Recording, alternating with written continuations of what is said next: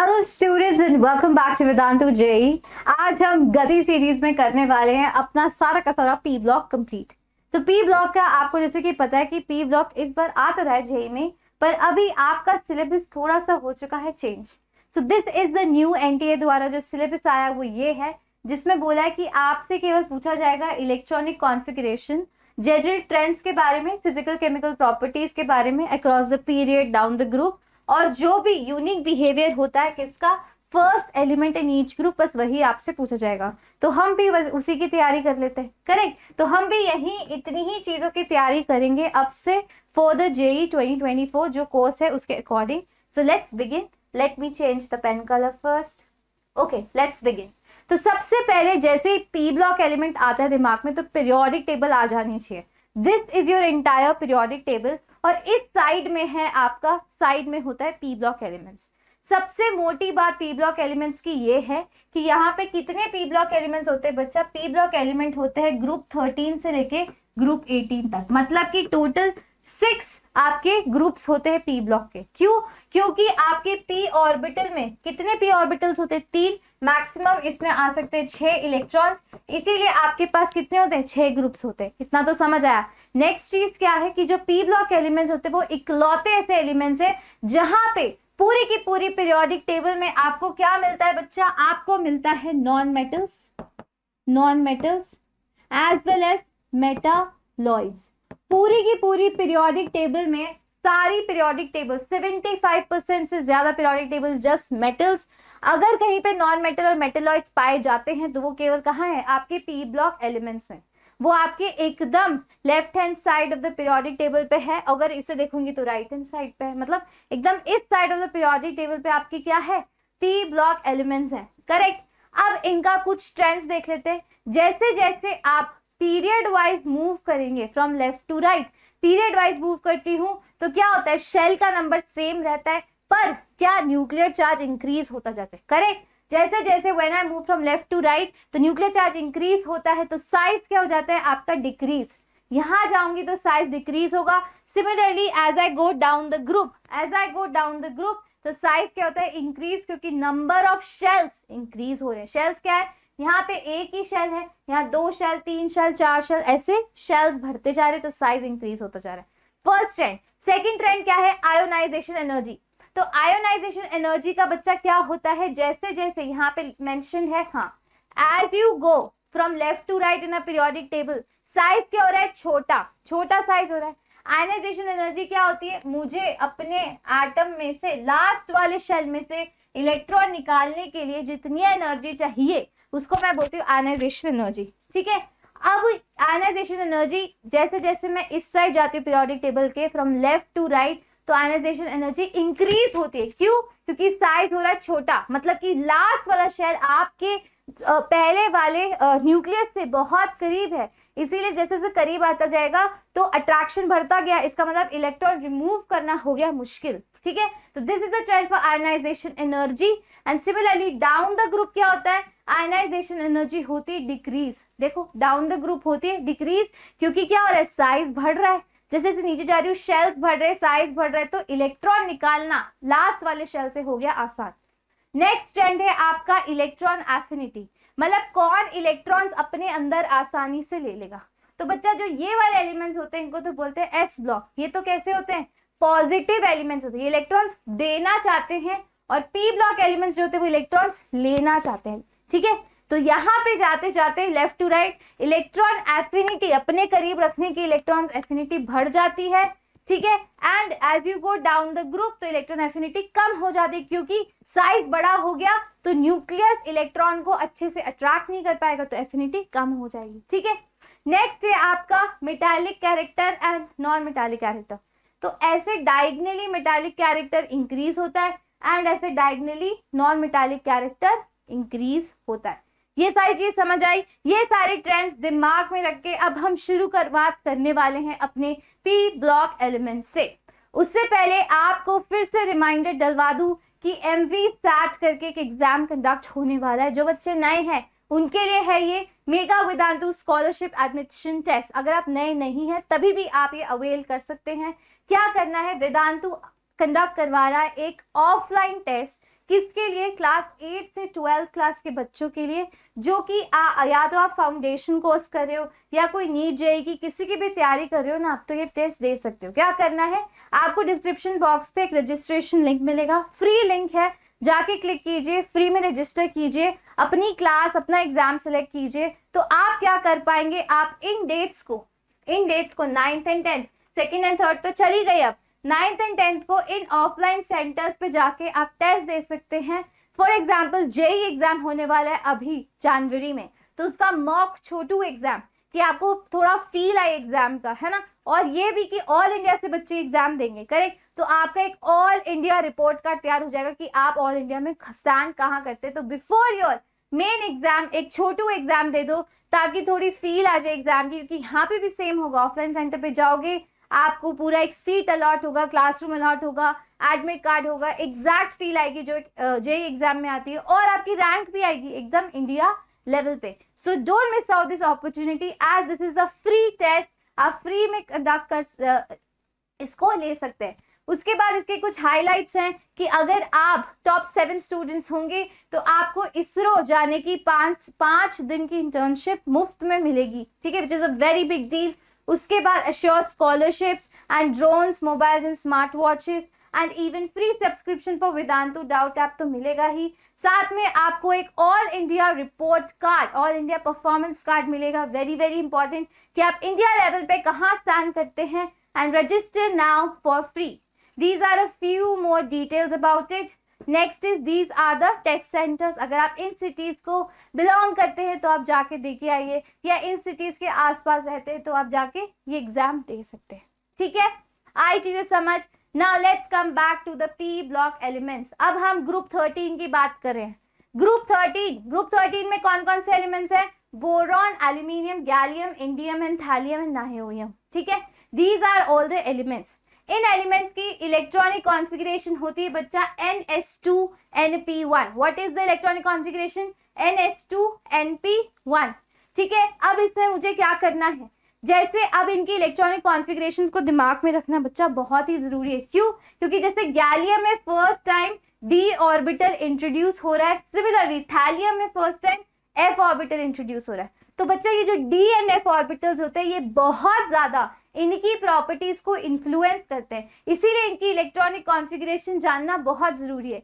क्योंकि बच्चा जो d एंड f ऑर्बिटल्स होते हैं या जो d एंड f इलेक्ट्रॉन्स होते हैं वो क्या करते हैं, वो आपके होते हैं पुअर शील्डर्स। क्या होते हैं बच्चा? पुअर शील्डर्स। इसका क्या मतलब है कि वो जैसे ही d एंड f इलेक्ट्रॉन्स आ जाए आपके किसी भी एलिमेंट में, तो क्या होगा, न्यूक्लियस बाहर वाला लास्ट वाला जो शेल है उसको बहुत स्ट्रांगली होल्ड करके रख पाएगा, ठीक है। इसलिए स्ट्रांगली होल्ड करके रख पाएगा तो क्या होगा, उसका साइज कम हो जाएगा, फिर उसकी आयनाइजेशन एनर्जी इंक्रीज हो जाएगी। तो इतनी सारी प्रॉपर्टीज पर डिफरेंस पड़ जाएगा जैसे ही डीएनएफ ऑर्बिटल्स आ जाते हैं। तो इनकी कॉन्फ़िगरेशंस जानना बहुत इंपॉर्टेंट है। उसके बाद ये प्रॉपर्टीज जो हमने डिटेल में, जो मैंने बहुत सारे एक हफ्ता लगा के, एक हफ्ते से भी ज्यादा हमने सिर्फ पी ब्लॉक एलिमेंट्स पे लगाए थे, आज मैं उनकी प्रॉपर्टीज ऐसे टेबल फॉर्म में दिखा रही हूँ, ठीक है। टेबल फॉर्म में क्यों दिखा रही हूँ कि this is a revision session, इसका डिटेल्स एक्सप्लेनेशन मैंने ऑलरेडी दे चुके हैं, and if you want that you can go and watch those videos only on this channel. अब देखो एटॉमिक रेडियाई का ऑर्डर, एटॉमिक रेडियाई का क्या ऑर्डर है, सबसे छोटू तो बोरॉन है। देखो this is your 13th group, boron, aluminium, gallium, indium, thallium, ठीक है। सबसे छोटू बोरॉन है। उसके बाद क्या है, मैंने क्या बोला था, एक्सपेक्टेड ऑर्डर क्या होता है, एक्सपेक्टेड तो होता है जैसे जैसे मैं नीचे जाऊंगी तो क्योंकि शेल्स बढ़ रहे हैं, है ना, as you go down the group number of shells बढ़ेंगे तो साइज क्या होगा, आपका साइज होगा इंक्रीज। ये क्या है, एक्सपेक्टेड ऑर्डर। पर एक्चुअल में क्या ऑर्डर है, बोरॉन सबसे छोटू है, उसके बाद है गैलियम। क्यों? क्योंकि मैंने अभी बताया गैलियम में कौन से इलेक्ट्रॉन्स आ जाते हैं, डी ऑर्बिटल के इलेक्ट्रॉन्स, तो उसका साइज हो जाता है छोटा। डी और डी इलेक्ट्रॉन्स आते ही क्या हो जाता है, पुअर शील्डिंग हो जाती है, साइज हो जाता है छोटा। उसके बाद है एल्यूमिनियम, ठीक है, उसके बाद है इंडियम, उसके बाद है सबसे बड़ा थैलियम। तो सिर्फ एक जगह आपकी यहाँ पे हदला बदली है, वो है गैलियम में, ठीक है। उसके बाद आयोनाइजेशन एनर्जी, इलेक्ट्रॉन निकालने की एनर्जी, तो अभी भी सबसे ज्यादा तो बोरॉन की ही है, कि बोरॉन में से इलेक्ट्रॉन निकालना सबसे मुश्किल है, क्योंकि बोरोन है सबसे छोटू एलिमेंट, तो छोटू मतलब उसका लास्ट शेल इलेक्ट्रॉन के बहुत करीब है, तो न्यूक्लियस क्या करेगा, जाने नहीं देगा इलेक्ट्रॉन को अपने से दूर, इसीलिए उसका आयनाइजेशन एनर्जी सबसे ज्यादा। उसके बाद देखो थैलियम की आयनाइजेशन एनर्जी। अब ये ऑर्डर अगर आपको याद रखना है आयनाइजेशन एनर्जी का, तो आप ये डायग्राम दिमाग में रखो। कौन सा, ऐसे बना रही हूँ, ये ऐसे बनाया। अब यहाँ पे ना एक ऐसा डब्ल्यू बना दो, ऐसा करके ऐसा डब्ल्यू, ठीक है। अब सबसे ज्यादा आयनाइजेशन एनर्जी यहाँ पे लिख दो बोरॉन, यहाँ पे लिख दो एल्यूमिनियम, यहाँ पे लिख दो गैलियम, यहाँ पे लिख दो इंडियम और यहाँ पे लिख दो थैलियम, ठीक है। अब इसके अकॉर्डिंग अरेंज करो एलिमेंट्स। सबसे ऊपर कौन सा है, बोरॉन, तो बोरॉन के आयनाइजेशन एनर्जी सबसे ज्यादा, याद करने का तरीका है और कुछ भी नहीं है। उसके बाद है, उसके बाद कौन सा दिख रहा है, थैलियम दिख रहा है तो थैलियम लिख दो। उसके बाद गैलियम तो गैलियम, उसके बाद दिख रहा है एल्यूमिनियम तो एल्यूमिनियम, उसके बाद इंडियम तो इंडियम, समझ गए। तो इस W से आप याद रख सकते हैं आयनाइजेशन एनर्जी का ऑर्डर। पर ये ऑर्डर क्यों हुआ, क्योंकि थैलियम में क्या आ गए, F इलेक्ट्रॉन्स, और F इलेक्ट्रॉन्स क्या होते हैं, पुअर शील्डर्स, तो आपके साइज हो जाएगा छोटा, इसकी वजह से आपकी इलेक्ट्रॉन्स निकालना हो जाएंगे मुश्किल। फिर गैलियम D ऑर्बिटल, उसकी भी पुअर शील्डिंग है, फिर एल्यूमिनियम, फिर इंडियम, ठीक है। अब इलेक्ट्रोनेगेटिविटी का ट्रेंड इस तरीके से, इसको भी एक डायग्राम से याद कर सकते हो कि सबसे ज्यादा बोरॉन की इलेक्ट्रोनेगेटिविटी है, फिर एकदम से गिर गई, फिर इस तरीके से इंक्रीज हो रही है। इस तरीके से आप आयोनाइजेशन एनर्जी का ट्रेंड याद कर सकते हो इस डायग्राम से, इलेक्ट्रोनेगेटिविटी का ट्रेंड याद कर सकते हो इस डायग्राम से, कि बोरॉन की सबसे ज्यादा, फिर एकदम से गिर जाती है, एल्यूमिनियम की सबसे कम, फिर क्या है, उल्टा चल दो, थैलियम इंडियम गैलियम, समझ गए, उल्टा चल दो तो इस प्रकार इलेक्ट्रोनेगेटिविटी है। फिर ऑक्सीडेशन स्टेट, ऑक्सीडेशन स्टेट क्या है बच्चा, कौन कौन सी ऑक्सीडेशन स्टेट दिखा सकता है, इसकी इलेक्ट्रॉनिक कॉन्फ़िगरेशन क्या होती है ग्रुप 13 की, NS2NP1, ठीक है। तो ये दिखा सकता है आपका 1 and 1 + 2 3 दिखा सकता है, तो 1 and 3 ऑक्सीडेशन स्टेट्स ये दिखाता है। और जैसे जैसे as you go down the group, as you go down the group, तो क्या होता है बच्चा, +1 की स्टेबिलिटी क्या हो जाती है, इंक्रीज हो जाती है, +1 इंक्रीज हो जाती है, ऊपर क्या होती है, +3 की ज्यादा। ऐसा क्यों, ऐसा क्यों, क्योंकि बच्चा प्लस यहाँ पे इसको बोलते हैं इनर्ट पेयर इफेक्ट। ये इसका क्या मतलब होता है कि जैसे ही कौन से इलेक्ट्रॉन्स आ जाते हैं, आपके D and F ऑर्बिटल्स के इलेक्ट्रॉन्स आ जाते हैं, तब क्या करते हैं, स्पेशली F ऑर्बिटल के इलेक्ट्रॉन्स, जैसे ही F इलेक्ट्रॉन्स आ जाते हैं वो क्या करते हैं, आपका इनर्ट पेयर इफेक्ट शो करते हैं। इसका क्या मतलब है कि अब जो S ऑर्बिटल के इलेक्ट्रॉन्स हैं वो पार्टिसिपेट नहीं कर पाएंगे बॉन्डिंग में, तो केवल जो P में, जितने P में इलेक्ट्रॉन्स है वही आपका ऑक्सीडेशन स्टेट दिखा पाएंगे। समझा दूं मैं यहाँ पे, जैसे जैसे मैं नीचे जा रही हूँ तो क्या हो रहा है, मेरा ऑक्सीडेशन स्टेट ऑफ +1 हो रही है इंक्रीज, +1 इंक्रीज हो रही है, क्यों, due to inert pair effect. क्या होता है इनर्ट पेयर इफेक्ट, क्या होता है इनर्ट पेयर इफेक्ट, IPE लिख रही हूँ। इनर्ट पेयर इफेक्ट क्या होता है, अनएबिलिटी ऑफ, या इनएबिलिटी लिख दो, inability of NS electrons to participate in bonding, ठीक है। वो क्या कर नहीं पाते, वो बॉन्डिंग में पार्टिसिपेट नहीं कर पाते, आपके कौन से इलेक्ट्रॉन्स, NS इलेक्ट्रॉन्स, समझ गए। उसके बाद है मेटालिक कैरेक्टर, जो मेटालिक कैरेक्टर होता है वो इंक्रीज होता है डाउन द ग्रुप। ये वाला boron is your non metal, boron non metal है, बाकी सारे के सारे क्या है, बाकी आपके मेटल्स हैं। ग्रुप 13 की बात करूं, boron is a non metal, बाकी सारे के सारे मेटल्स हैं। तो मेटालिक कैरेक्टर इंक्रीज होता है down the group. Melting point क्या होता है, decrease up to gallium then increases. उसके बाद boiling point decreases down the group. उसके बाद density increases down the group, समझ गए। तो ये सारी चीजें एक टेबल के फॉर्म में आपको मिल चुकी है, बस इतना भी याद कर लोगे तो बहुत कुछ आपका सवर जाएगा, ठीक है। ये देखो ऑर्डर्स हो गए, इसके बाद ऑक्सीडेशन स्टेट हमने कर ली। उसके बाद ऑक्सीडेशन स्टेट के बारे में कुछ और चीजें मैं बता देती हूँ। मैंने क्या बोला कि नीचे जाती हूँ तो +1 स्टेबल है, इसका मतलब thallium +1 is more stable then thallium +3। इसका क्या मतलब हुआ, ये क्या लिख रही हूँ मैं, स्टेबिलिटी ऑर्डर। Stability order. इसका क्या मतलब हुआ? इसका ये मतलब हुआ कि जो आपका थैलियम+3 अगर मुझे कभी भी मिल जाएगा तो वो क्या चाहेगा कि मैं जल्दी से थैलियम+1 में कन्वर्ट हो जाऊं। इसका मतलब वो चाहेगा कि मैं रिड्यूस हो जाऊं। तो इसका मतलब वो एक्ट करेगा as a good oxidizing agent. करेगा कि नहीं करेगा? है ना? तो थैलियम एक्ट करने वाला है आपका as a good oxidizing agent.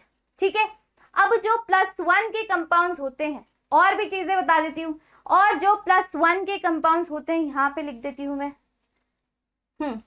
और जो +1 ऑक्सीडेशन स्टेट के कंपाउंड्स होते हैं बच्चा, वो मोस्टली कैसे होते हैं? वो मोस्टली होते हैं आयोनिक। एंड जो +3 के होते हैं वो मोस्टली कैसे होते हैं? कोवैलेंट। ऐसा क्यों है? नॉर्मल सी बात है। +1 मतलब एक इलेक्ट्रॉन निकाल के बाहर फेंकना। एक इलेक्ट्रॉन निकाल के बाहर फेंकना आसान है ना, क्योंकि एक ही आयोनाइजेशन एनर्जी लगी। 3 इलेक्ट्रॉन्स को अगर मैं निकाल के बाहर फेंकने लगी तो 3 आयोनाइजेशन एनर्जी लगेगी, which will be so much more. तो इसीलिए क्या होता है, ये +3 वाले आपके कौन से कंपाउंड्स बनाते हैं? कोवैलेंट कंपाउंड्स बनाते हैं, मतलब शेयरिंग करके कंपाउंड्स बनाते हैं। ये चीज समझ आई सभी को? ठीक है, उसके बाद और कोई चीज रह तो नहीं गई? Let me check. अब नेक्स्ट पे चलते हैं। नेक्स्ट है आपका लुईस एसिड। अब जो ग्रुप 13 के कंपाउंड्स होते हैं वो बिहेव करते हैं आपका कैसा? एज अ लुईस एसिड की तरह बिहेव करते हैं। इसका मतलब ये इलेक्ट्रॉन एक्सेप्ट कर सकते हैं। क्यों? अब इनका कंपाउंड देखो, ये जो BCl3 बना, जो BCl3 बना इसमें कितने इलेक्ट्रॉन्स है? 1 2 3 4 5 6 6 इलेक्ट्रॉन्स है ना इसमें। 6 इलेक्ट्रॉन स्पीशीज बन गई है। 6 इलेक्ट्रॉन तो ये 8 इलेक्ट्रॉन नहीं है, मतलब ये ऑक्टेट कंप्लीट नहीं है, तो ये क्या है? Electron deficient. तो यह इलेक्ट्रॉन की कमी पूरी करने के लिए क्या करता है? बिहेव करता है एज अ लुईस एसिड। मतलब कोई इलेक्ट्रॉन डोनर्स होते हैं उसके साथ इस तरीके का कॉम्प्लेक्स बना लेगा। फॉर एग्जांपल अमोनिया ने, इसने अपने इलेक्ट्रॉन्स ले लिए और इसने इस तरीके का टेट्राहेड्रल स्ट्रक्चर बना लिया। क्या है ये? Lewis acid. सिमिलरली जो एल्यूमिनियम है, एल्यूमिनियम भी कैसा आपका हैलाइड बनाएगा? AlCl3 बनाएगा। ठीक है, इसके पास भी क्या है? इलेक्ट्रॉन की कमी है, इलेक्ट्रॉन डेफिशिएंट है। ये भी आपका लुईस एसिड है। पर AlCl3 क्या करता है बच्चा? एक ऐसे डाइमर के फॉर्म में रहता है। कैसे? डाइमर के फॉर्म में। ऐसा क्यों है? क्योंकि एल्यूमिनियम के पास क्या होते हैं? d ऑर्बिटल्स हो जाते हैं, d ऑर्बिटल्स आ जाते हैं। तो एल्यूमिनियम तो ऐसा डाइमर बना लेता है, पर बोरॉन कभी भी डाइमर नहीं बना पाएगा, क्योंकि इसके पास d ऑर्बिटल्स नहीं होते। ठीक है, क्योंकि ये छोटू सा एलिमेंट है विदाउट एनी d ऑर्बिटल्स। इसके d ऑर्बिटल्स होते हैं, इसीलिए एक्सपैंड कर लेता है और इस तरीके का डाइमर एल्यूमिनियम बना लेता है। आई इतनी चीजें समझ? ठीक है, अब चलिए नेक्स्ट पे। नेक्स्ट है बोरॉन की एनोमलस प्रॉपर्टी। ये भी आपके कोर्स में है। हर जो भी आपका एलिमेंट है, first element of all period of all p block क्या होती है? उनकी अलग प्रॉपर्टी होती है then the rest of the group. ऐसा क्यों होता है बच्चा? ऐसा इसलिए होता है कि जो बोरॉन है आपका, ऐसा इसीलिए होता है क्योंकि जो बच्चा आपका बोरॉन है वो कैसा होता है? Small in size. कैसा होता है? Small in size. उसकी होती है हाई आयोनाइजेशन एनर्जी, उसकी होती है हाई इलेक्ट्रोनेगेटिविटी। ठीक है, और उसके पास नो d ऑर्बिटल्स होते हैं, ऑर्बिटल्स। इन सभी रीजंस की वजह से small size, high ionization energy, high electronegativity and no d orbitals की वजह से वो हमेशा एनोमलस अलग सी प्रॉपर्टीज दिखाता है। ठीक है, अलग सी प्रॉपर्टीज वो दिखाता है। फॉर एग्जाम्पल कि वो डाइमर नहीं बनाता क्योंकि उसके पास d में d ब्लॉक है ही नहीं, उसके पास d ऑर्बिटल्स है ही नहीं। ठीक है, इतनी चीज समझ आई। और इसीलिए इसकी मैक्सिमम कोवैलेंसी, मतलब कोवैलेंसी का क्या मतलब होता है कि कितनी नंबर ऑफ बॉन्ड्स ये मैक्सिमम बना सकता है? तो है 4। कितनी है? सिर्फ 4 ही बॉन्ड्स बना सकता है, उससे ज्यादा एक्सपैंड नहीं कर सकता ये अपने आप को। ठीक है, मैक्सिमम बॉन्ड्स बना सकता है 4। तो ये एनोमलस प्रॉपर्टी हो गई बोरॉन के बारे में। जो हमने ये पढ़ा था ना कि ये डाइमर नहीं बनाता, ये भी इसकी एनोमलस प्रॉपर्टी ही है। ठीक है, अब चलते हैं नेक्स्ट रिएक्टिविटीज पे। अब रिएक्टिविटी विद एयर, जब हम 13th ग्रुप को एयर से रिएक्ट करवाते तो क्या बनेगा? ऑक्साइड एंड नाइट्राइड्स बनेगा। एयर में क्या होती है? Oxygen and nitrogen. तो क्या बनाएगी, एयर से रिएक्ट करके ऑक्साइड बनाएगी और नाइट्राइड बनाएगी। ठीक है, नाइट्राइड बनाती है हाई टेम्परेचर पे, ऑक्साइड बनाती है मॉडरेट।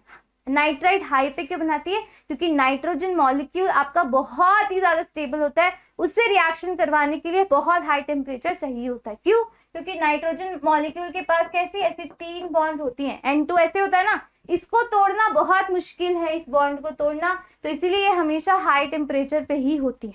ठीक है, तो इस प्रकार आपका रिएक्टिविटी विद एयर हो गया। फिर जो क्रिस्टलाइन बोरॉन है, क्या बोला मैंने, ऑक्साइड्स और नाइट्राइड्स बनाएगा। ऑक्साइड कैसे बनाएगा, जैसे बना लिया B2O3, इस तरीके से बना सकता है ऑक्साइड। दूसरा क्या है, नाइट्राइड बनाएगा तो बनाएगा जैसे BN, इस तरीके से ऑक्साइड और नाइट्राइड्स बनेंगे। अब जो क्रिस्टलाइन बोरॉन है वो अनरिएक्टिव होता है, पर जो अमॉर्फस बोरॉन होता है वो रिएक्ट करता है। सिमिलरली जो एल्यूमिनियम है वो एयर से रिएक्ट नहीं करता, क्योंकि एल्यूमिनियम की अपने ऊपर एक परत होती है एल्यूमिनियम ऑक्साइड की, जो उसको रिएक्ट एयर से नहीं करने देती। ठीक है, इंपॉर्टेंट पॉइंट्स हैं ये सारे। उसके बाद reactivity with acid and alkali. अब एसिड एल्किली के साथ रिएक्टिविटी देख लेते हैं। बोरॉन रिएक्ट नहीं करता, वेरी इंपॉर्टेंट थिंग, ना एसिड से ना एल्किली से। एल्यूमिनियम दोनों से रिएक्ट करता है और क्या बना लेता है, हाइड्रोजन गैस। ठीक है, और aluminium is passive on concentrated nitric acid. फिर हैलोजेंस, हैलोजेंस के साथ जब मैं रिएक्शन करवाती हूँ 13th ग्रुप की, तो क्या बनेगा, ट्राई हलाइड्स या फिर मोनोहलाइड्स। ठीक है, ट्राई हलाइड्स कैसे बनते हैं, इस प्रकार से, जैसे BX3, इस तरीके से ट्राई हलाइड्स बनते हैं, जैसे BCl3, BBr3 या AlCl3, है ना। कोई भी B की जगह मैं कोई भी एलिमेंट ले लेती हूँ, एलिमेंट X3, इस तरीके के ट्राई हलाइड्स बनते हैं। फिर नेचर ऑफ ट्राई ऑक्साइड्स, अभी ऑक्साइड्स बनाए थे ना, उनके नेचर यही पूछे जाते हैं एग्जाम में। तो बच्चा बोरॉन की तो एसिडिक होती है, B2O3 इज एसिडिक। एक और चीज लिख देती हूँ कि B2O3 इज एसिडिक, इवन कौन सी एसिडिक होती है, BOH होल थ्राइस, ये भी होती है बच्चा आपकी एसिडिक। क्या होती है, acidic. Aluminium and gallium amphoteric होती है ऑक्साइड्स, इनकी हाइड्रोक्साइड, यहाँ पे ट्राइऑक्साइड्स की जगह हाइड्रोक्साइड्स भी लिख लो, ये दोनों की दोनों elemental hydroxide and their oxide दोनों क्या होती है, ये एसिडिक होगी बोरॉन की, एल्यूमिनियम गैलियम की एम्फोटेरिक, इंडियम थैलियम की बेसिक। ठीक है, ये टेबल बहुत इंपॉर्टेंट है, इससे काफी चीजें समराइज हो रही हैं, समराइज तरीके से। This is a revision lecture, यहाँ पे मैं कुछ समझा नहीं रही हूँ, केवल ट्रेंड्स बता रही हूँ कि ऐसे ऐसे ट्रेंड्स हैं। ठीक है, नेक्स्ट पे चलूं, अब है आपकी केमिकल प्रॉपर्टीज। केमिकल प्रॉपर्टीज जो हमने डिस्कस करी उसका थोड़ी और चीजें बता देती हूँ, कि जैसे हमने हलाइड्स बनाए थे, ट्राई हलाइड्स बनाए थे, जैसे बनाया था aluminium try chloride, AlCl3, AlBr3 और AlI3, ऐसे हलाइड्स बना सकती हूँ मैं। अब ये जो हलाइड्स होते हैं बच्चा, ये सारे के सारे कैसे होते हैं, कोवेलेंट होते हैं। कैसे होते हैं, कोवेलेंट, है ना, क्योंकि इसमें क्या है, +3 ऑक्सीडेशन स्टेट। पर अगर मैंने बनाया एक हलाइड AlF3 या किसी का भी गैलियम F3 या फिर इंडियम F3 या फिर थैलियम F, ये कोई भी हलाइड्स बनाए फ्लोराइड के साथ, फ्लोराइड क्या है, छोटू अनायन, तो ये सारे हलाइड्स कैसे होते हैं बच्चा, आयोनिक इन नेचर। आयोनिक क्यों, अकॉर्डिंग टू व्हाट, ये ऐसे क्यों होते हैं, अकॉर्डिंग टू फायन्स रूल, जो आप किस में पढ़ते हो, आप पढ़ते हो केमिकल बॉन्डिंग में, पढ़ा फायन्स रूल, कि अगर अनायन नेगेटिव पार्ट छोटू होगा और कटायन बड़ा होगा तो आपका कैसा होगा कंपाउंड, आपका कंपाउंड होगा आयोनिक। ठीक है, तो ये वही रूल यहाँ पे मैंने अप्लाई करवाया है। ठीक है, अब हम थोड़ी और बात कर लेते हैं, किसकी, लुईस एसिडिटी की। लुईस एसिडिटी की बात करी थी, यहाँ पे वो भी लिख देती हूँ, लुईस एसिडिटी का ऑर्डर, लुईस एसिडिटी। तो मोस्ट लुईस एसिड कौन सा होता है बच्चा, बोरॉन, फिर एल्यूमिनियम, फिर गैलियम, फिर इंडियम और फिर थैलियम। ठीक है, इस तरीके से होता है ऑर्डर। अब अगर मैंने Lewis acidity order, same order लिख रही हूँ, पर किसके लिए, हलाइड्स के लिए। For example BX3 halide will be more Lewis acid, मतलब अच्छा लुईस एसिड होगा then your aluminium tri halide, then your gallium tri halide, चीज समझ आ रही है? देन योर इंडियम ट्राइहलाइड, ठीक है। इस प्रकार से boron trihalide more much better Lewis acid होएगा। सिमिलरली एक और लुईस एसिड का ट्रेंड ही है, क्या लिख रही हूँ अब लुईस एसिड का ट्रेंड? अगर मेरी हलाइड कौन सी है? Bi3, Bi3 halide is more Lewis acid than your BBr3, then your BCl3, then your BF3। ये वाला ट्रेंड समझ आया? ये वाला ट्रेंड क्या है कि मैंने बोरॉन को फिक्स रखा, अब हलाइड्स चेंज की। जो आयोडीन वाली, आयोडाइड वाली ट्राइहलाइड है वो मोर लुईस एसिड है। लुईस एसिड का क्या मतलब होता है? वो लुईस एसिड कहलाता है जिसके पास इलेक्ट्रॉन की कमी हो, है ना। तो जिसके पास जितनी इलेक्ट्रॉन की कमी होगी वो उतना बेहतरीन लुईस एसिड होने वाला है ना। तो लुईस एसिड का क्या मतलब है? लुईस एसिड का मतलब है इलेक्ट्रॉन डेफिशिएंट, है कि नहीं? इलेक्ट्रॉन डेफिशिएंट होता है लुईस एसिड का मतलब, ठीक है। अब जो नेक्स्ट में मैं करने वाली हूँ क्या है? लुईस एसिड का ही मतलब हो गया। इसका मतलब कि जो मैंने आपका बनाया था Bi3, मैंने बोलता कि ये क्या है? ये आपका मोर लुईस एसिड है देन BBr3। दोबारा से लिखते एक बारी, BCl3 and BF3 less Lewis acid है। ऐसा क्यों है? क्योंकि बच्चा बोरॉन और फ्लोरीन का जो साइज है वो थोड़ा कंपेरेबल है ना, दोनों का थोड़ा सा सिमिलर सा साइज है। तो क्या होता है कि जो बोरॉन और फ्लोरीन होता है, वो फ्लोरीन कैसा है? इलेक्ट्रॉन रिच है, तो वो अपने इलेक्ट्रॉन्स किसको दे देता है? बोरॉन को दे देता है, इस तरीके से, ठीक है। तो वो अपने इलेक्ट्रॉन्स बोरॉन को देता है, तो क्या होता है? बोरॉन की इलेक्ट्रॉन डेफिशिएंसी नेचर जो होता है, डेफिशिएंसी नेचर हो जाता है लेस। अब ये अपने इलेक्ट्रॉन्स कैसे देता है? थ्रू पी पाई बैक बॉन्डिंग, पी पाई बैक बॉन्डिंग, ठीक है। तो क्योंकि बोरॉन और फ्लोरीन में बहुत बेहतरीन पीपा बैक बॉन्डिंग हो सकती है, क्योंकि दोनों के साइज क्या कंपेरेबल है, तो इसीलिए बोरॉन अपने इलेक्ट्रॉन्स, अगर बोरॉन, फ्लोरीन ने अपने इलेक्ट्रॉन्स अगर बोरॉन को दे दिए तो बोरॉन के पास क्या होगा? इलेक्ट्रॉन डेफिशिएंसी कम हो जाएगी, तो वो अच्छा लुईस एसिड नहीं बन पाएगा। पर आयोडीन में क्या होगा? उनमें तो पी पाई और डी पाई बॉन्डिंग होने वाली है ना, और आयोडीन के पास तो डी ऑर्बिटल के इलेक्ट्रॉन्स है, तो इनके पास पी पाई डी पाई बॉन्डिंग है जो इतनी इफेक्टिव नहीं होती। इसकी वजह से इसके पास बहुत कमी है इलेक्ट्रॉन्स की, तो ये बेहतरीन क्या है? लुईस एसिड है आपका। ये चीजें समझ आई सभी को? ठीक है।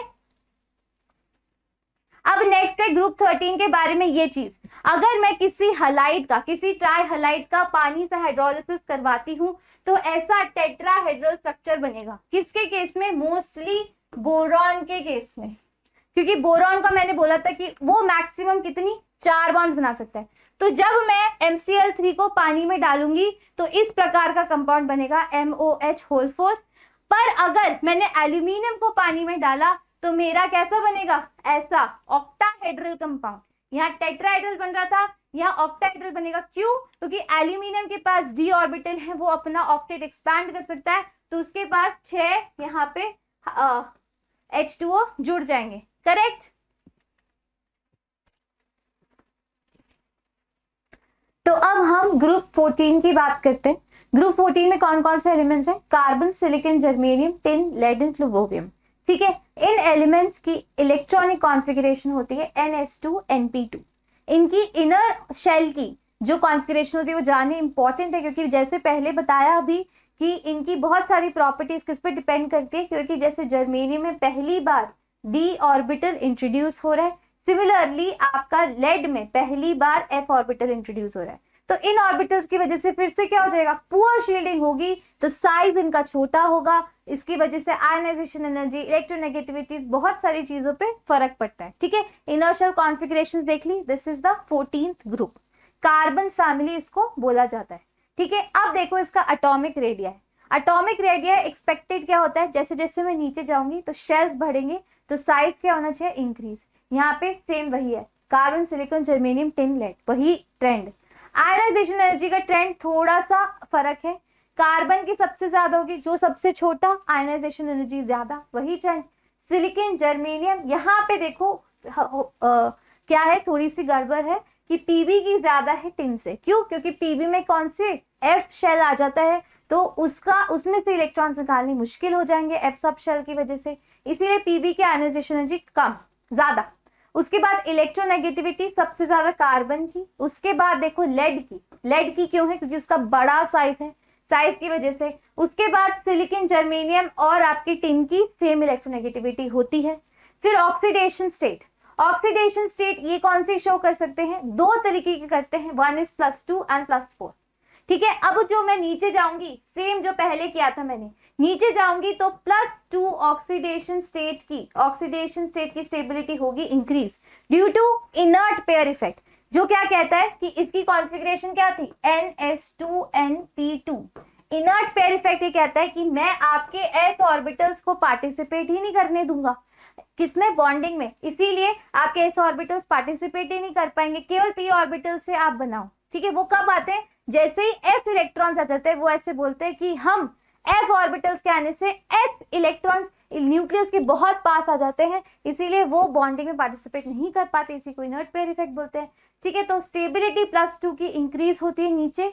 सिमिलरली मेटालिक कैरेक्टर इंक्रीज होता है डाउन द ग्रुप। कार्बन है आपका नॉन मेटल, ठीक है, non metal. Similarly silicon and germanium are your metalloids, क्या है ये, metalloids. Similarly your tin and lead are your metals. आई इतनी बात समझ, ये मेटल ऊपर वाले non metal, metalloids and this. ठीक है, अब चलते हैं नेक्स्ट पे, ऑक्सीडेशन स्टेट की थोड़ी और बात कर लेते हैं। मैंने क्या बोला कि जो आपका लेड होता है उसकी वो कौन सा स्टेबल रहता है, उसकी ऑक्सीडेशन स्टेट स्टेबल होती है +2 वाली।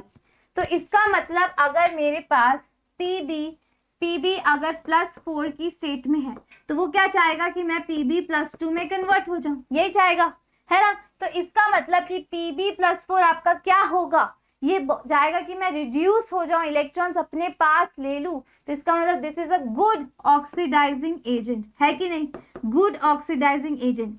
Similarly your germanium +4 is more stable than your tin +4 than your Pb +4। इस स्टेबिलिटी में कोई मुश्किल, +4 किसमें ज्यादा स्टेबल है, आपका जर्मेनियम में।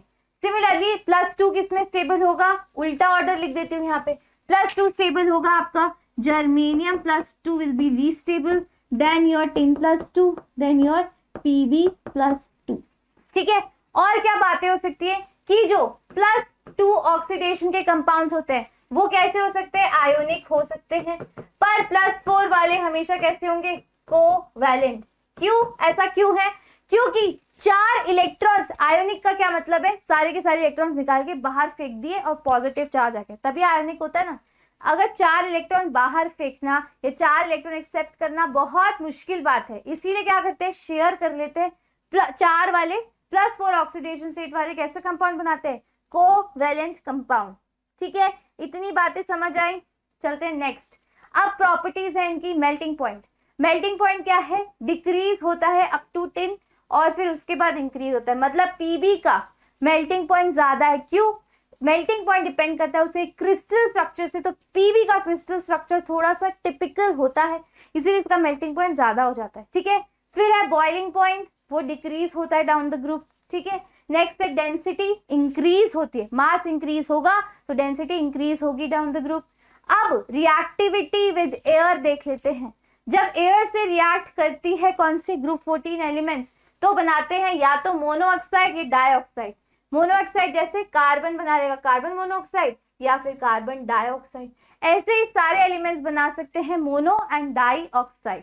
ठीक है, सिमिलरली रिएक्टिविटी विद वाटर, जो टिन होता है केवल वही किससे रिएक्ट करता है, स्टीम से, बाकी किसी भी वाटर से कभी भी रिएक्शन नहीं करते। ठीक है, अब रिएक्टिविटी विद हैलोजेंस, हैलोजन से रिएक्टिविटी कराने के लिए क्या बनता है मेरा, di halides and tetra halides बनते हैं। क्या बनते हैं, डाई एंड टेट्रा हैलाइड्स बनते हैं मेरे हैलोजन से रिएक्टिविटी कराने के बाद। फॉर एग्जांपल, क्योंकि +2 और +4 ऑक्सीडेशन स्टेट शो करते हैं ना, क्या बनेगा आपका E, कोई भी एलिमेंट EX2 या फिर EX4, इस तरीके का डाई या फिर टेट्रा हैलाइड्स बनेंगे। टेट्रा हैलाइड्स हमेशा कैसे होंगे, कोवैलेंट होंगे। ये चीजें तो हम डिस्कस कर चुके हैं। नेक्स्ट नेक्स्ट है जो ऑक्साइड्स बनाई हमने, जो ऑक्सीजन से रिएक्ट करा के ऑक्साइड बनाई, तो मैंने बोला था दो तरीके की है, मोनो एंड डाइऑक्साइड। तो मोनोऑक्साइड्स में जो SiO है वो केवल हाई टेम्परेचर पे एग्जिस्ट करती है, वो ऐसे नहीं बनती। सिमिलरली जो कार्बन मोनोऑक्साइड है वो न्यूट्रल इन नेचर है, GeO is acidic in nature, germanium oxide, tin and lead oxide are your amphoteric in nature. Important points हैं, याद रखना। सिमिलरली यहाँ पे डाइऑक्साइड देखो, carbon dioxide, silicon dioxide and germanium dioxide कैसी हैं, एसिडिक इन नेचर। एक और चीज, जैसे जैसे यहाँ पे कौन सी ऑक्सीडेशन स्टेट थी, +2 ऑक्सीडेशन स्टेट में मेटल, यहाँ पे है +4 ऑक्सीडेशन स्टेट में। तो जैसे ही मेटल की ऑक्सीडेशन स्टेट बढ़ गई तो उसकी ऑक्साइड की एसिडिटी भी, एसिडिक कैरेक्टर भी बढ़ेगा। देखो यहाँ पे CO न्यूट्रल था, यहाँ पे CO2 SiO2 सारे के सारे एसिडिक हो गए कि नहीं हो गए। तो जैसे ही मैंने क्या बढ़ाई oxidation state, acidic nature increase हो गया। Similarly tin oxide and PbO2 या एम्फोटेरिक थे, यहाँ पे भी एम्फोटेरिक है, ठीक है। अब नेक्स्ट क्या है, यही चीज यहाँ पे लिखी हुई है। अब मैं एक और चीज आपको बता देती हूँ कि जो आपका कार्बन मोनोऑक्साइड है, यहाँ पे कार्बन मोनोऑक्साइड में कार्बन की ऑक्सीडेशन स्टेट क्या है, यहाँ पे कार्बन की ऑक्सीडेशन स्टेट है +2, पर कार्बन स्टेबल किस में रहता है, +4 में। इसका मतलब ये चाहेगा कि मैं जल्दी से CO2 +4 ऑक्सीडेशन स्टेट में आ जाऊं। तो इसका मतलब कि जो आपका कार्बन मोनोऑक्साइड है वो कैसा बिहेव करेगा, वो चाहेगा कि मैं ऑक्सीडाइज हो जाऊं। तो it is a good reducing agent, है कि नहीं, good reducing agent. Similarly your next की बात कर लेती हूँ PbO2 की, PbO2। अब जो PbO2 है इसमें Pb +4 ऑक्सीडेशन स्टेट में, पर Pb स्टेबल तो +2 में रहता है ना, तो Pb चाहेगा कि मैं +2 में कन्वर्ट हो जाऊं। इसका मतलब कि जो Pb +4 है वो PbO2 कैसा बिहेव करेगा आपका, वो चाहेगा मैं रिड्यूस हो जाऊं, तो वो बिहेव करेगा as a good oxidizing agent, है कि नहीं। तो PbO2 is a good oxidizing agent and carbon monoxide is a very very good reducing agent, ठीक है। बहुत इंपॉर्टेंट पॉइंट्स हैं ये। नेक्स्ट है रिएक्टिविटी विद हैलोजेंस। जब मैं हैलोजन से रिएक्टिविटी करवाती हूँ तो दो तरीके की हैलाइड्स बनी थी, एक बनी थी डाई और एक बनी थी टेट्रा। जो डाई बनती है वो किसके साथ बनती है, जर्मेनियम टू लेड, है ना, क्योंकि नीचे जाती हूँ तो +2 हमारी ऑक्सीडेशन से स्टेबल है, तो हैवियर वाले एलिमेंट्स आपके बनाएंगे डाई हैलाइड्स, ठीक है। अब जो टेट्रा हैलाइड्स है वो सब बनाते हैं एक्सेप्ट वन, PbI4 नहीं बनता, क्योंकि Pb और I की जो बॉन्ड होती है, क्योंकि Pb भी बड़ा है I भी बड़ा है, तो दोनों की बॉन्ड्स क्या होंगी, बहुत वीक होंगी, तो वो फॉर्म ही नहीं होती, ठीक है। नेक्स्ट क्या है कि स्टेबिलिटी ऑफ डाइहैलाइड्स होती है, वो इंक्रीज होती है डाउन द ग्रुप, ऑब्वियसली क्योंकि +2 की स्टेबिलिटी इंक्रीज हो रही है ना, जैसे जैसे मैं नीचे जा रही हूँ Pb की स्टेबिलिटी +2 की सबसे ज्यादा है, तो इसीलिए PbX2 is more stable then PbX4, obviously ना, क्योंकि +2 Pb का ज्यादा स्टेबल है तो उसकी डाइहैलाइड भी क्या रहेगी, ज्यादा stable. Similarly stability of +4 decrease होती है डाउन द ग्रुप। इसका क्या मतलब है कि जर्मेनियम डाइहैलाइड लेस स्टेबल है देन योर जर्मेनियम टेट्राहैलाइड, है ना। ऊपर कौन सा स्टेबल होता है, ऊपर +4 स्टेबल है, नीचे +2 ऑक्सीडेशन स्टेट स्टेबल है, तो ऊपर टेट्राहैलाइड स्टेबल होंगे, नीचे आओगे तो डाइहैलाइड स्टेबल होंगे, ठीक है। नेक्स्ट MX2 क्या है, मोर आयोनिक देन MX4, ऑब्वियसली क्योंकि यहाँ पे क्या है +2 इलेक्ट्रॉन्स निकाल के फेंकना आसान है, पर MX4 में क्या है 4 इलेक्ट्रॉन्स, 4 आयोनाइजेशन एनर्जीज बहुत ज्यादा हो जाएंगी, तो वो बहुत मुश्किल है, तो ये मुश्किल हो गया। नेक्स्ट क्या है, most of the MX4 covalent in nature except, MX4 क्या होते हैं, कोवेलेंट होते हैं, एक्सेप्ट योर फ्लोराइड वाले होंगे, obviously tin fluoride and your lead fluoride. क्यों, क्योंकि फ्लोराइड होता है छोटू अनायन होने से हमेशा वो वाला कंपाउंड आपका कैसा हो जाएगा, आयोनिक हो जाएगा, ठीक है। नेक्स्ट, अगर जब मैं हैलोजन से रिएक्टिविटी करवाती हूँ, जैसे मैंने CCl4 बनाया, तो CCl4 कभी भी पानी से रिएक्शन नहीं करेगा, ठीक है। क्यों, क्योंकि कार्बन के पास क्या नहीं है, d ऑर्बिटल्स नहीं है, ऑक्सीजन d ऑर्बिटल्स नहीं होते ना कार्बन के पास, तो वो H2O मॉलिक्यूल अकोमोडेट नहीं कर पाएगा। पर बाकी के एलिमेंट जैसे कि सिलिकॉन ट्राइक्लोराइड, टेट्राक्लोराइड हो गया, वो वाटर से रिएक्शन करके क्या बना देगा, सिलिसिलिक एसिड इस प्रकार का बना देगा। क्यों? क्योंकि सिलिकन से आपके डी ऑर्बिटल्स इंट्रोड्यूस हो जाते हैं, पर CCl4 आपका पानी से रिएक्शन नहीं करेगा। ठीक है। Next, anomalous properties of carbon. Same वही, इसका रीजन क्या है कि कार्बन की प्रॉपर्टी बाकी सारे उस ग्रुप के एलिमेंट्स की प्रॉपर्टी से डिफरेंट है। क्यों? क्योंकि जो कार्बन है बच्चा, उसमें क्या है, स्मॉल है, वही सब चीजें स्मॉल है, हाई इसकी आयोनाइजेशन एनर्जी है, और क्या है, हाई इलेक्ट्रोनेगेटिविटी है, जो हर बार बताती हूँ, और क्या है, नो डी ऑर्बिटल्स। इन सभी रीजन की वजह से इसकी अलग सी प्रॉपर्टीज होती हैं। जैसे कि क्या? जैसे कि ये मैक्सिमम कोवेलेंसी कितनी बनाता है? केवल और केवल 4। मैक्सिमम ये सिर्फ 4 बॉन्ड्स ही बना सकता है कार्बन। दूसरी चीज क्या है कार्बन के बारे में? दूसरी चीज क्या है कि ये क्या दिखाता है बच्चा? कैटिनेशन पावर दिखाता है। और एक और चीज बता देती हूँ उससे पहले कि इसमें और क्या बनाता है ये, क्योंकि कार्बन के पास क्या है, पी पाई बॉन्ड्स बनाते हैं। कार्बन केपेबल होता है पी पाई मल्टीपल बॉन्ड्स बनाने के लिए। किसके साथ? विद इटसेल्फ और विद हाई इलेक्ट्रोनेगेटिव एलिमेंट्स। इनके साथ क्या बनाता है ये? इनके साथ बच्चा बनाता है ये बहुत ज्यादा multiple bonds, P pi multiple bonds. For example C double bond C, देखिए C ट्रिपल बॉन्ड C भी बनती है, C डबल बॉन्ड N भी बनता है, C डबल बॉन्ड O भी बनता है ना। ये सारी क्या है? P pi bonds. पर बाकी के जो एलिमेंट्स हैं वो नहीं बना पाते। वो क्या बनाएंगे? वो बनाएंगे पी पाई डी पाई बॉन्ड्स। क्या बनाएंगे? पी पाई डी पाई बॉन्ड्स, ना कि P pi T pi bonds. ठीक है, ये सिर्फ कार्बन में बनती है। और कार्बन क्या शो करता है? Catenation property.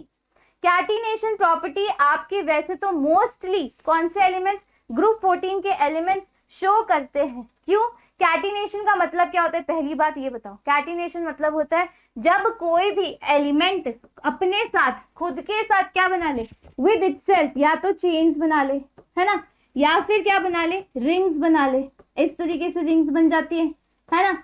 इस तरीके से रिंग बना ले, चेन बना ले अपने साथ बहुत बड़ी बड़ी, उसको बोलते हैं कैटिनेशन। खुद ही के साथ बहुत बड़े मॉलिक्यूल्स बनाना को बोलते हैं कैटिनेशन। ठीक है। अब जो कैटिनेशन होती है उसके लिए हमें बॉन्ड एनर्जी की जरूरत होती है। तो पहले बॉन्ड एनर्जी का ऑर्डर लिख देती हूँ।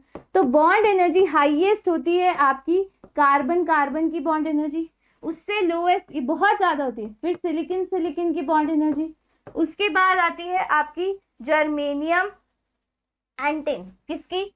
जर्मेनियम और आपका जो टिन होता है बच्चा उसकी ऑलमोस्ट सेम होती है। एंड जो पीबी होता है आपका, जो पीबी होता है डज नॉट शो कैटिनेशन, ये कैटिनेशन नहीं दिखाता। बाकी सारे दिखाते हैं। कार्बन तो बहुत ही ज्यादा दिखाता है, पूरी ऑर्गेनिक केमिस्ट्री उस पर बेस्ड है। ठीक है, बाकी थोड़ी थोड़ी कैटिनेशन दिखाते हैं, but PB does not show catenation, ये कैटिनेशन नहीं दिखाता पीबी। ठीक है, आई इतनी बात समझ। अब चलते हैं नेक्स्ट पे। नेक्स्ट है आपके एलोट्रॉप्स ऑफ कार्बन, बहुत इंपॉर्टेंट है। 2 तरीके के एलोट्रॉप्स क्या होते हैं? Physical forms. कार्बन बहुत सारी फिजिकल फॉर्म्स में एग्जिस्ट करता है। जैसे एक डायमंड है, डायमंड क्या है? एक एलोट्रॉपिक कार्बन का। ग्रेफाइट जिससे आप पेंसिल, जिससे आप पेपर पे लिखते हो, वो क्या है? एलोट्रॉपिक कार्बन है। क्या? कार्बन, पर उसकी डिफरेंट फिजिकल फॉर्म्स। तो काफी सारे एलोट्रॉप्स होते हैं कार्बन के, जैसे कि क्रिस्टलाइन एंड अमॉर्फिस। क्रिस्टलाइन में होता है diamond, graphite and fullerene, and amorphous में होता है carbon black, coke and charcoal. And ये उसकी क्या है? थोड़े से कंपैरिजन है। देख लेना कि डायमंड में सारे के सारे कार्बन एटम्स होते हैं sp3 हाइब्रिडाइज, ग्रेफाइट में sp2 होते हैं, और बकमिंस्टर में भी sp2 होते हैं। इसमें सभी सिग्मा बॉन्ड्स होती है, इसमें सिग्मा एंड पाई होती है, इसमें भी सिग्मा एंड पाई होती है। इनकी बॉन्ड लेंथ, इनका स्ट्रक्चर, जैसे ये सॉकर बॉल स्ट्रक्चर का होता है, बकमिंस्टर, फुलरीन। ठीक है, तो ये शायद ना आए क्योंकि आपके कोर्स में से चीजें हटा दी गई है, बट फिर बाय चांस भी हमने कवर करा। ओके,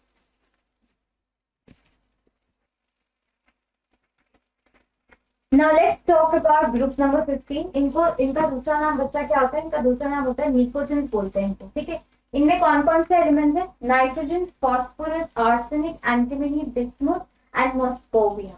ठीक है, और जो नाइट्रोजन फॉस्फोरस है these are non metal, arsenic antimony are metalloid and bismuth is the only metal in this group. ठीक है, इनकी कॉन्फ़िगरेशन क्या है?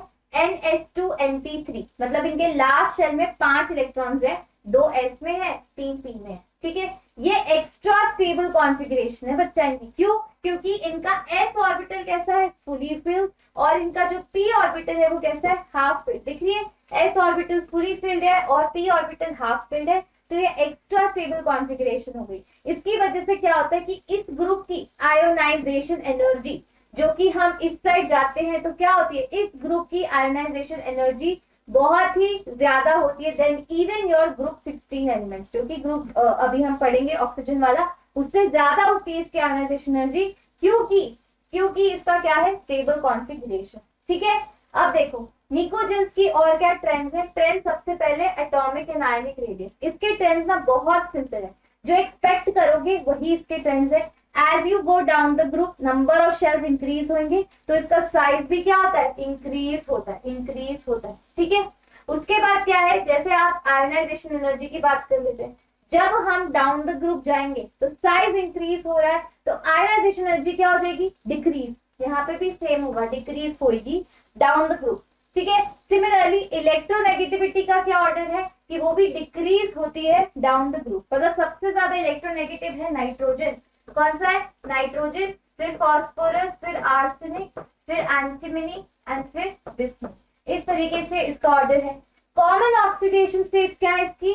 -3, +3 एंड +5। ये है इसकी कॉमन ऑक्सीडेशन स्टेट। ठीक है, नेक्स्ट अब इसकी फिजिकल प्रॉपर्टीज देखिए। फिजिकल प्रॉपर्टीज क्या क्या है? ये सारे के सारे एलिमेंट्स बच्चा कैसे होते हैं? Poly atomic in nature. कैसे होते हैं? पॉली एटॉमिक होते हैं, एक्सेप्ट योर नाइट्रोजन, जो कैसी होती है? Nitrogen is a diatomic molecule. बहुत ही अच्छा चार्ट है, ये देख लीजिए कि सब पॉली एटॉमिक है, सारे ऐसे प्रेजेंट होते हैं। फॉस्फोरस बहुत सारे फॉस्फोरस के साथ होगा, पर नाइट्रोजन इज डायटोमिक। फिर जो बॉइलिंग पॉइंट होता है वो इंक्रीज होता है फ्रॉम टॉप टू बॉटम। नीचे जाओगे तो बॉइलिंग पॉइंट इंक्रीज होगा, क्योंकि साइज इंक्रीज होएगा तो वैंडर वाल फोर्सेस इंक्रीज होती है, तो तोड़ना उनको मुश्किल है, इसलिए boiling point increase.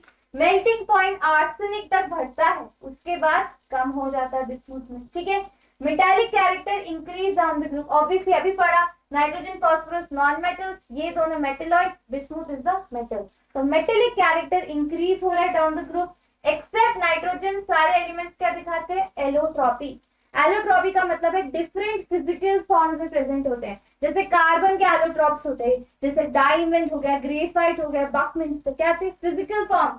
Similarly nitrogen के अलावा सभी डिफरेंट फिजिकल फॉर्म्स में पाए जाते हैं इसके एलिमेंट्स। ठीक है, अब है animal properties of nitrogen. Nitrogen की एनिमल प्रॉपर्टीज क्या होगी? वही 4 रीजन की वजह से, बार बार नहीं बताऊंगी। सबसे पहली high ionization energy, small size, high electronegativity and no D orbital. उन्हीं चारों रीजन की वजह से यहाँ पे भी नाइट्रोजन की एनिमल प्रॉपर्टीज होंगी, जिसकी वजह से नाइट्रोजन क्या बनाएगा बच्चा? p-pi मल्टीपल बॉन्ड्स बनाता है।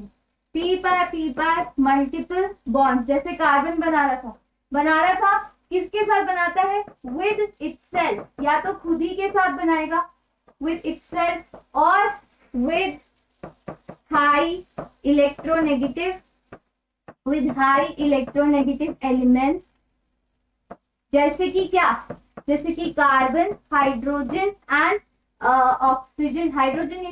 कार्बन, ऑक्सीजन एंड नाइट्रोजन तो खुद ही हो गया, तो कार्बन एंड नाइट्रोजन, केवल यही 2। कार्बन और नाइट्रोजन के साथ क्या बनाएगा? ये या तो खुद ही के साथ मल्टीपल बॉन्ड्स बना लेगा, या कार्बन और ऑक्सीजन के साथ बना लेगा। ठीक है, अब क्या होता है? दूसरी चीज ये है कि जो नाइट्रोजन मॉलिक्यूल है आपका, उसमें क्या है? 3 बॉन्ड। N2 मॉलिक्यूल कैसा होता है? ट्रिपल बॉन्डेड होता है, तो इसको तोड़ना बहुत मुश्किल है। इसकी क्या है? हाई बॉन्ड एनर्जी है कि नहीं? हाई बॉन्ड एनर्जी है। ठीक है, पर बाकी के जो एलिमेंट्स हैं, जैसे कि फॉस्फोरस हुआ, आर्सेनिक हुआ, है ना, फिर क्या है? एंटीमनी हुआ। बच्चा ये सारे क्या बनाते हैं? ये सारे बनाते हैं सिंगल बॉन्ड। इसने तो क्या बना लिया? ट्रिपल बॉन्ड नाइट्रोजन ने। ये सारे बनाते हैं सिंगल बॉन्ड। ठीक है, ये सिंगल बॉन्ड बनाते हैं। और एक और बात बता दूं, जो नाइट्रोजन नाइट्रोजन सिंगल बॉन्ड होती है वो कैसी होती है, वीक होती है then phosphorus phosphorus single bond. क्यों? क्योंकि नाइट्रोजन के पास क्या है, इलेक्ट्रॉन पेयर्स है कि नहीं। तो जो नाइट्रोजन के पास इलेक्ट्रॉन पेयर्स वो क्या करेंगे, रिपेल करेंगे, ऐसे करके रिपेल करेंगे, क्योंकि नाइट्रोजन का छोटू साइज है, छोटू साइज है तो उसके इलेक्ट्रॉन बहुत ज्यादा रिपेल करेंगे, तो इसकी सिंगल बॉन्ड क्या होती है, वीक होती है देन योर फॉस्फोरस फॉस्फोरस की सिंगल बॉन्ड। ठीक है, इतनी बात समझ आए। तो these are the animal properties of nitrogen. अब इनकी रिएक्शन देख लेते हैं। अब ये सारे के सारे एलिमेंट्स की रिएक्शन मैं किससे करा रही हूँ, हाइड्रोजन से। मैंने बोला ये दो ऑक्सीडेशन स्टेट्स दिखाते हैं, कॉमन कौन सी थी, +3 और +5 थी। तो ये दो तरीके की हाइड्राइड बनाएंगे, EX3 एंड EX5। तो मोस्टली ये बनाते हैं हाइड्राइड EH3 टाइप, जैसे कि अमोनिया हो गया, है ना, उस तरीके की हाइड्राइड से मोस्ट कॉमनली बनाते हैं। उनका बॉन्ड एंगल का ऑर्डर क्या होगा, जो आपका अमोनिया है उसका सबसे ज्यादा बॉन्ड एंगल है, ठीक है, फिर उसके बाद फॉस्फोरस हाइड्राइड, ठीक है, फिर उसके बाद आर्सेनिक हाइड्राइड, उसके बाद एंटीमनी हाइड्राइड, उसके बाद आपकी आती है बिस्मुथ हाइड्राइड। ठीक है, ये आपका बॉन्ड एंगल का ऑर्डर हो गया। उसके बाद थर्मल स्टेबिलिटी का ऑर्डर, कौन सबसे ज्यादा स्टेबल है।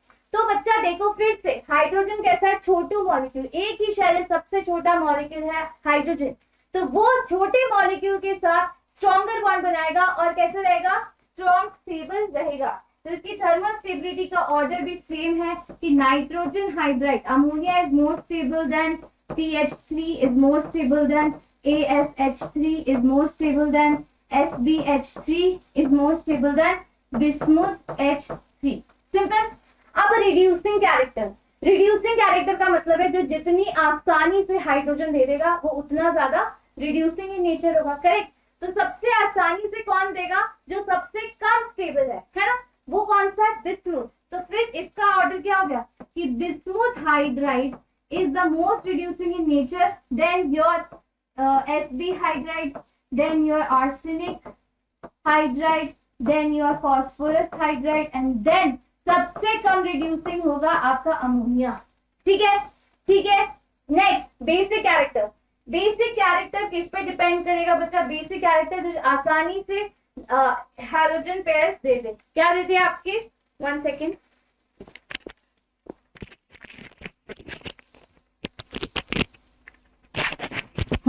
जो आसानी से आपके इलेक्ट्रॉन पेयर्स दे दे, तो बेसिसिटी का ऑर्डर हो जाता है इसी तरह।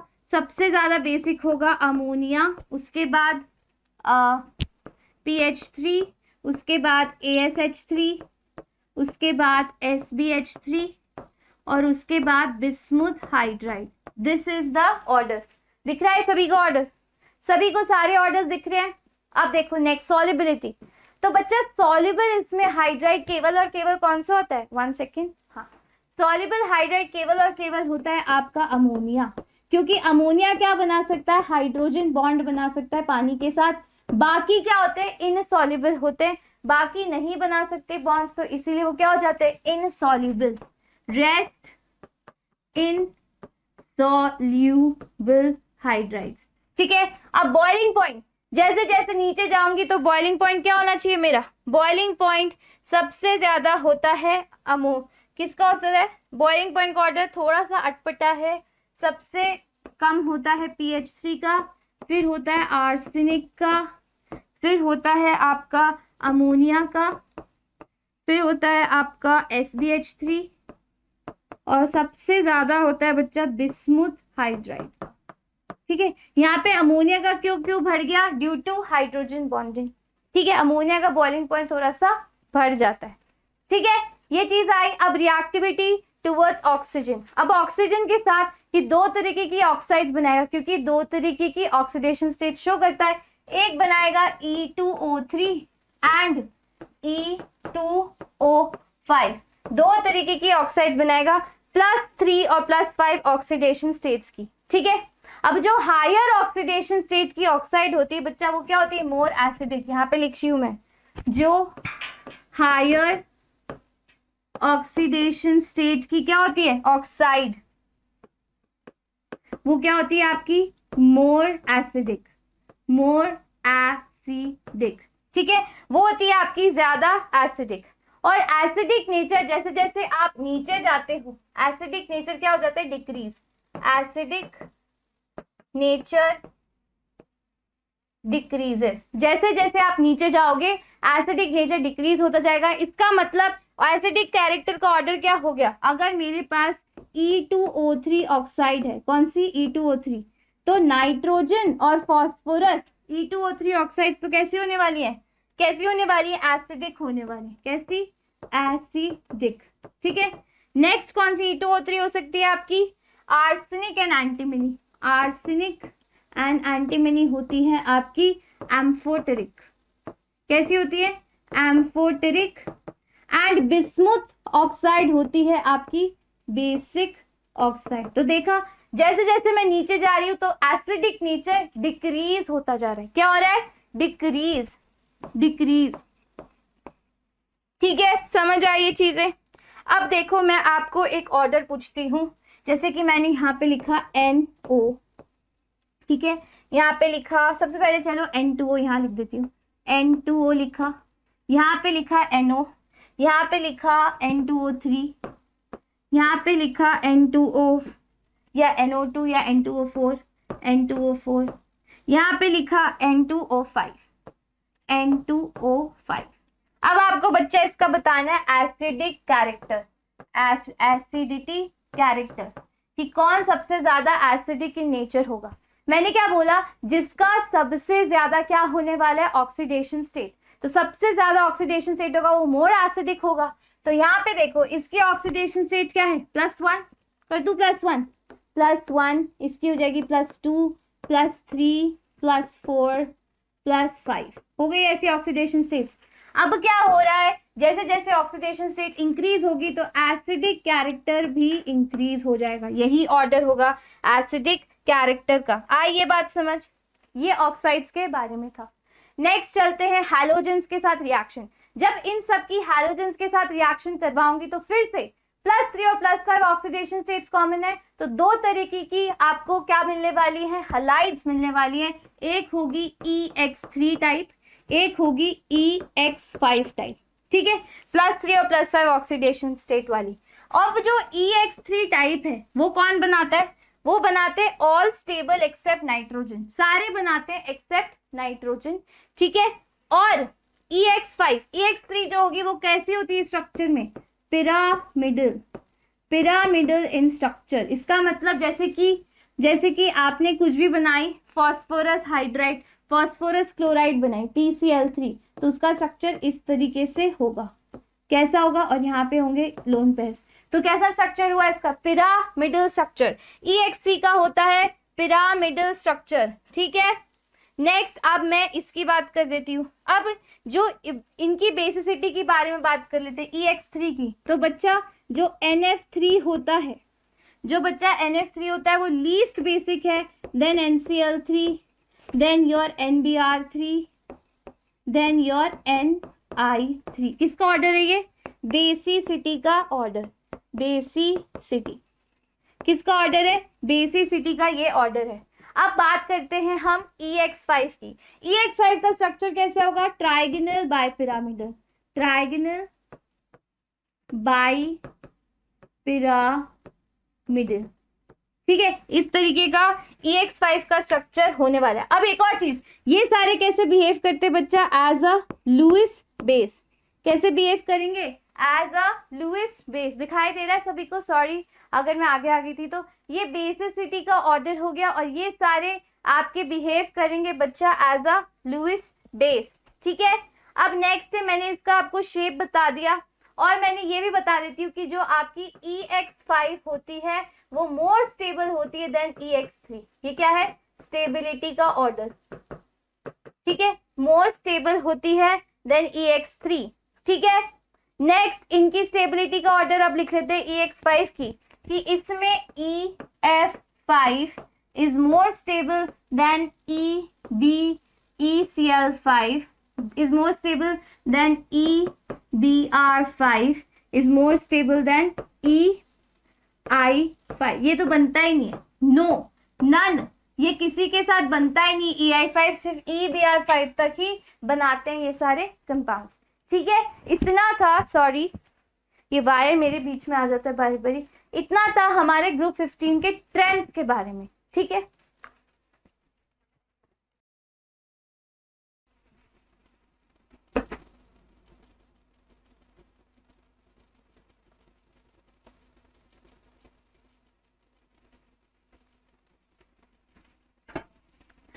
अब now let's come back to the group 16 element। group 16 में कौन कौन से एलिमेंट्स है बच्चा?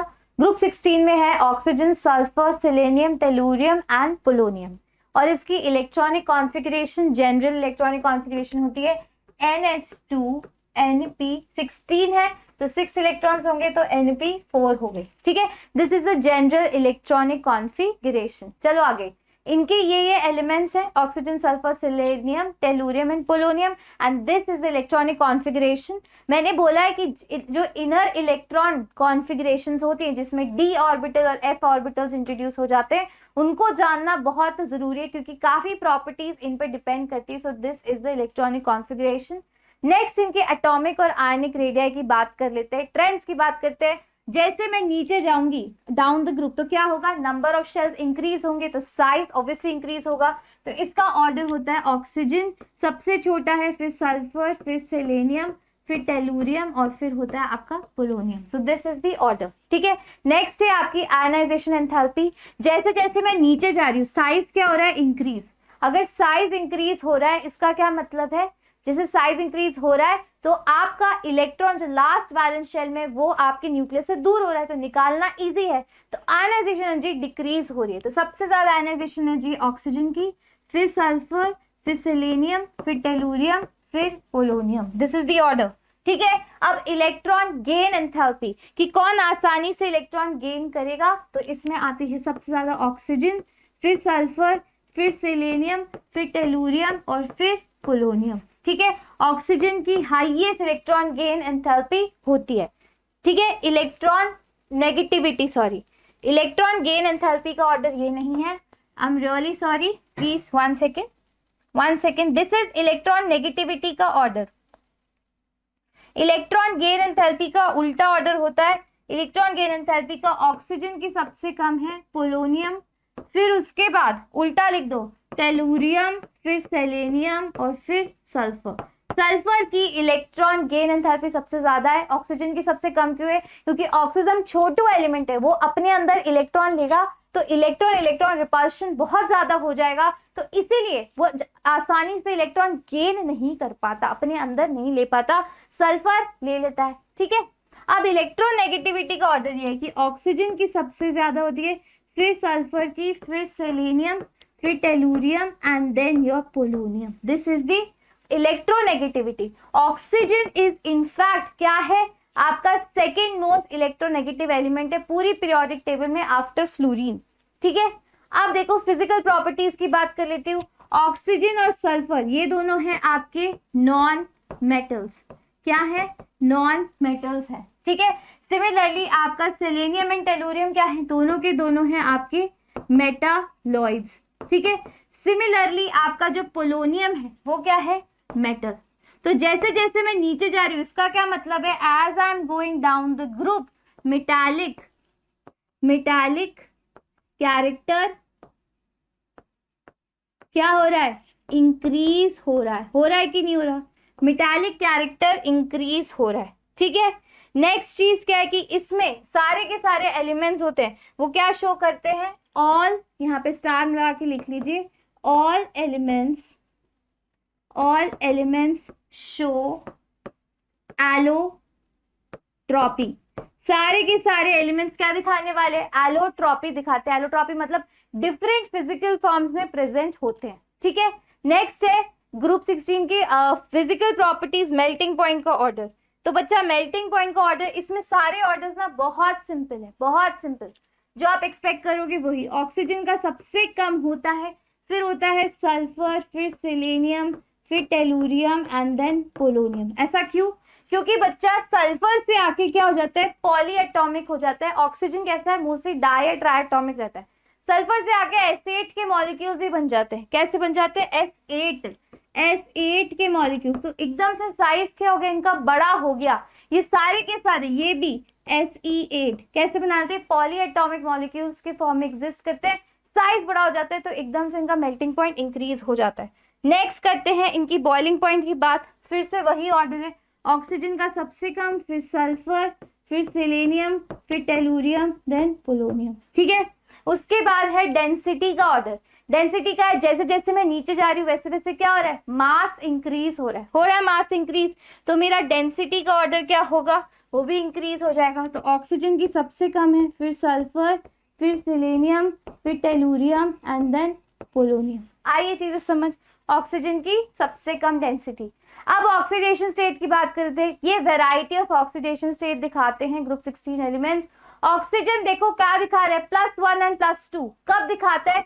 फॉर एग्जाम्पल OF2 मॉलिक्यूल, यहाँ पे ऑक्सीजन कौन से ऑक्सीडेशन स्टेट में है? +2 है ना। सिमिलर, क्योंकि फ्लोरीन क्या है आपका? More electronegative element. सिमिलरली आपका है O2F2, यहाँ पे ऑक्सीजन आ जाता है +1 ऑक्सीडेशन स्टेट में, क्योंकि fluorine is more electronegative than oxygen. ठीक है, सिमिलरली नीचे देखो, as I am going down the group, थोड़े ट्रेंड्स देख लेते हैं। जैसे जैसे मैं नीचे जा रही हूँ वैसे वैसे क्या हो रहा है? -2 ऑक्सीडेशन स्टेट की स्टेबिलिटी, यहाँ पे स्टेबिलिटी का ऑर्डर लिख रही हूँ, स्टेबिलिटी। तो जैसे जैसे मैं नीचे जा रही हूँ -2 की स्टेबिलिटी क्या हो रही है? डिक्रीज हो रही है। ठीक है, और फिर से जैसे जैसे मैं नीचे जा रही हूँ वैसे वैसे +4 की स्टेबिलिटी क्या हो रही है? इंक्रीज हो रही है। सिमिलरली जैसे जैसे मैं नीचे जाऊंगी तो +6 ऑक्सीडेशन स्टेट की स्टेबिलिटी क्या होगी? डिक्रीज होगी। समझ रहे हो? -2 की भी डिक्रीज होगी, +6 की भी डिक्रीज होगी, पर +4 की इंक्रीज होगी। ठीक है, +6 की क्यों डिक्रीज होती है? क्योंकि बच्चा +6 कौन से होते हैं? +6 वो कंपाउंड्स, +6 क्या हो गया कि यहाँ पे जैसे जैसे नीचे जाएगा तो ये हायर ऑक्सीडेशन स्टेट होगी, और इनर्ट पेयर इफेक्ट की वजह से क्या होगा? जैसे ही f ऑर्बिटल्स इंट्रोड्यूस हो जाएंगे वैसे ही +6 की स्टेबिलिटी क्या हो जाएगी? कम। जो अभी तक हम सारे ट्रेंड्स में पढ़ते आए हैं वो सेम चीज है यहाँ पे। ठीक है, अब नेक्स्ट देखो, थोड़ी ऑक्सीडेशन स्टेट के बारे में बात कर लेते हैं। जैसे कि ऑक्सीडेशन स्टेट ऊपर वाले में सल्फर है, तो सल्फर के लिए +6 क्या होगी? मोस्ट स्टेबल होगी कि नहीं होगी? सल्फर के लिए +6 मोस्ट स्टेबल होती है। सिमिलरली पोलोनियम के लिए +4 क्या रहती है? Most stable oxidation states. ठीक है, नेक्स्ट चलिए अब एनिमल्स बिहेवियर ऑफ ऑक्सीजन पे। वो सेम चीज है कि ऑक्सीजन के पास क्या होता है? High ionization energy, high electronegativity, high क्या होती है? और हाई आयोनाइजेशन जी, हाई इलेक्ट्रोनेगेटिविटी, हाई तो हमने लिख दिया। अब हम लिखते हैं स्मॉल साइज। 1 सेकेंड,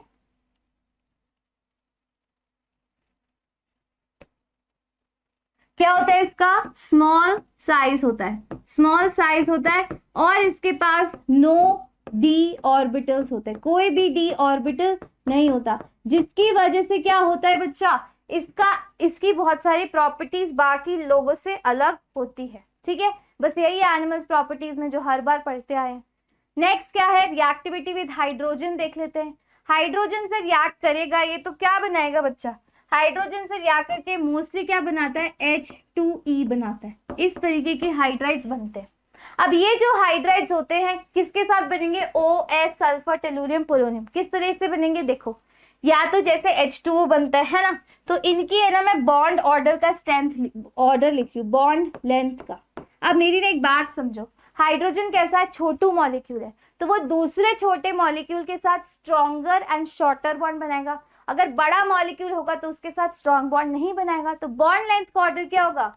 सबसे कम बॉन्ड लेंथ किसकी होगी? H2O की, है ना।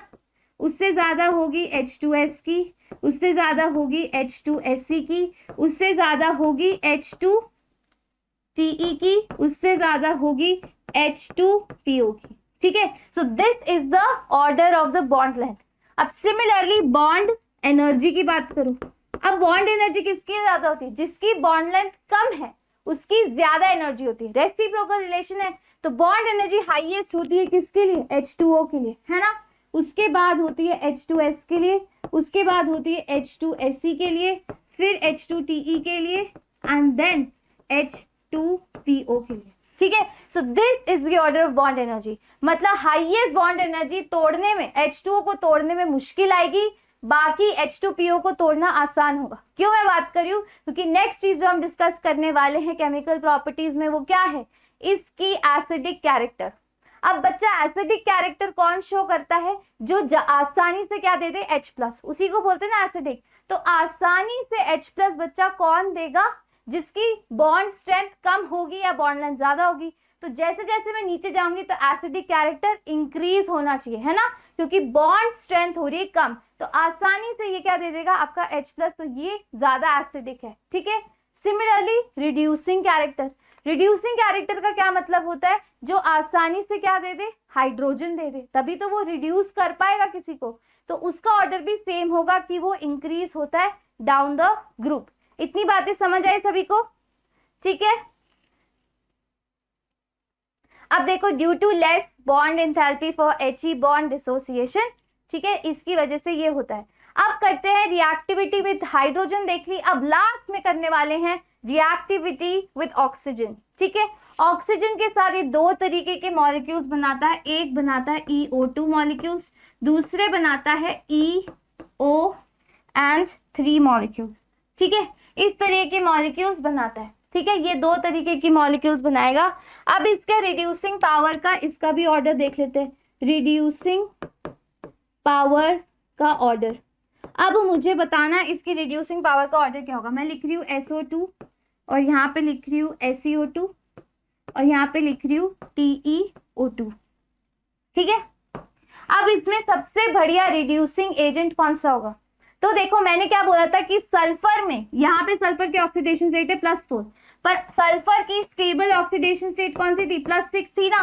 तो सल्फर चाहेगा कि मैं +6 में कन्वर्ट हो जाऊं। कब होगा? जब 2 इलेक्ट्रॉन से क्या करेगा? लूज करेगा। इसका मतलब इट बिहेव्स एज अ, ये खुद ऑक्सीडाइज हो रहा है, मतलब this is a good reducing agent, है कि नहीं? तो ये वाला सबसे ज्यादा रिड्यूसिंग होगा, फिर ये वाला होगा। समझ गए? So this is the order. तो आज का लेक्चर हम यहीं खत्म करते हैं, बाकी की बातें हम नेक्स्ट लेक्चर में करेंगे tomorrow, and I will see you tomorrow with lots many questions of P block elements. Thank you for joining my lecture. ये थोड़ा सुपर फास्ट तीव्र गति वाला लेक्चर था, I know, पर इसमें क्या है, आपको सारे के सारे जो भी ट्रेंड्स थे एक ही जगह मिल गए। सारे ट्रेंड्स इसमें इन्वॉल्व हैं। आप जाके एक और बार रिवाइज करेंगे, एक बार ऊपर से भी देखेंगे, within 15 minutes आपका सारा रिविजन हो जाएगा। And that is a promise. Thank you for tuning in and I will see you tomorrow. Bye bye.